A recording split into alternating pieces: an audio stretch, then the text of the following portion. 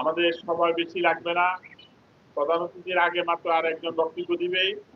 বক্তব্য দেওয়ার পরেই সভাপতি বক্তব্য দিয়ে আমাদের প্রোগ্রাম শেষ হবে। প্রিয় ভাইয়েরা, আপনারা জানেন হ্যাঁ?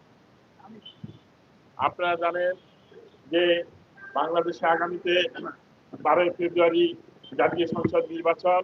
সেই নির্বাচনে বাংলাদেশের 17 কোটি মানুষ তাকিয়ে আছে কিভাবে একটি অবাধ, সুষ্ঠু এবং নিরপেক্ষ নির্বাচন হয়। জনগণের সত্যকার আশা আকাঙ্ক্ষার প্রতিফলন ঘটে, জনগণ যাতে সুস্থভাবে ভোট দিতে পারে, এটাই হচ্ছে জনগণের প্রত্যাশা।